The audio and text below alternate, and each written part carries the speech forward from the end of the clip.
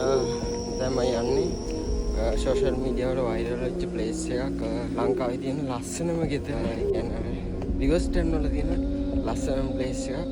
ඔයාලා දැක්ක ගමන් දන්නවා. ඉතින් අපි උඩින් ඩ්‍රෝන් කුරුල්ලයි අරගෙන view එක කොහොමද කියලා. ඉතින් මේක මාරම ලස්සනයි.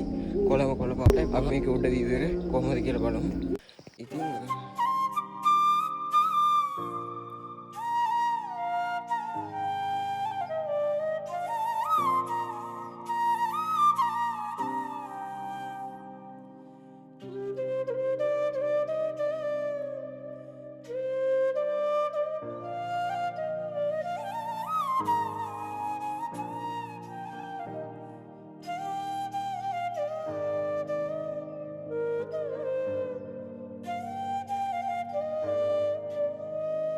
ඉතින් මේ බංගලාවට මේ ගමේ මිනිස්සු නම් කියන්නේ ගල් බංගලාව කියලා. මේක තමයි මේකේ තියෙන පරණම බංගලාව විදියට සැලකන්නේ.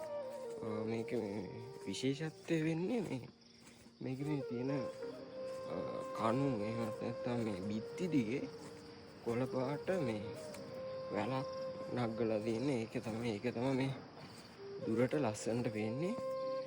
මේ ගල් බංගලාව අයිති කියලා කියන්නේ මුස්ලිම් කෙනෙක්ට. මේක පෞද්ගලික එකක්. මේක එයා විකුණන්නේ නැහැ කියලා තමයි ගම්මුණන් කියන්නේ. කොහොම නමුත් මේක ලස්සනයි. මේක මාරම ලස්සනයි.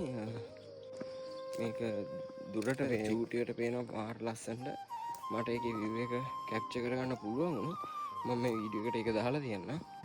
මේ සැනසීම විඳින්න අනිවාර්යයෙන්ම එන්න.